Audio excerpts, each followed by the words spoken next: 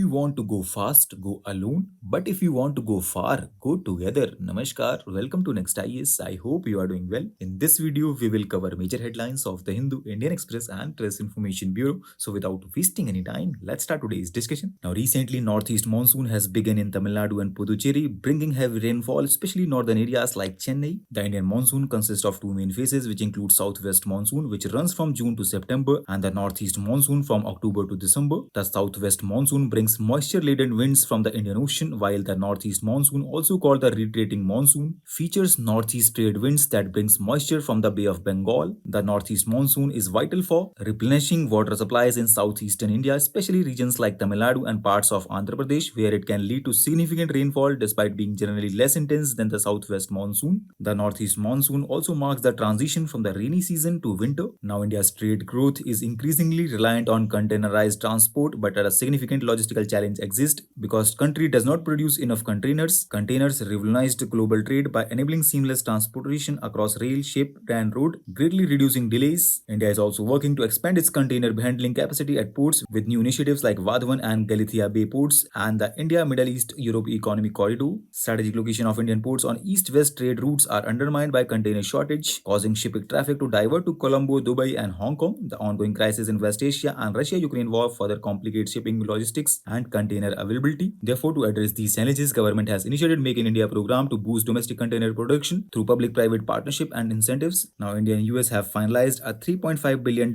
deal for procurement of 31 MQ-9B armed high-altitude, long-endurance, remotely piloted aircraft system. The deal also encompasses additional armaments including Hellfire missiles, laser small diameter bombs, and training missiles. This procurement, which includes 15 Sea Guardians for the Indian Navy and 16 Sky Guardians for the Army and Air Force, aims to enhance India's intelligence, surveillance, and reconnaissance capabilities. The advanced UAVs are expected to strengthen Navy's surveillance over the Indian Ocean region while alleviating operational strain on the existing maritime patrol aircraft. Now, Indian government has announced the establishment of 3 centers of excellence in artificial intelligence focused on healthcare, agriculture, and sustainable cities. These centers aim to collaborate with industrial and startups. They would also act as a solution provider, fostering job creation and economic growth. Now, thousands of US and Filipino troops have begun joint military exercises known as Kamdang in the northern and western Philippines. This year's drill focused on defending Luzon, which is main island, and it is approximately 800 kilometers from Taiwan. Apart from the US and Philippines forces, smaller continents from Australia, Britain, Japan, and South Korea are also participating in the exercises. Now, Indian government has introduced comprehensive guidelines to combat greenwashing and misleading environmental claims by the companies. They are aimed at enhancing consumer protection and transparency in eco-friendly marketing. They were issued by Consumer Affairs Ministry, and these guidelines require that all environmental claims be backed by verifiable evidence and independent studies. These guidelines do not ban environmental claims but ensure that they are made with integrity. The terms like 100% eco-friendly and zero emissions must now be substantiated with accessible qualifiers, and companies are also required to use consumer-friendly language for technical terms and provide verifiable data for comparative environmental claims. Now, what is greenwashing? It refers to claims by companies about any product or service having climate-friendly impact.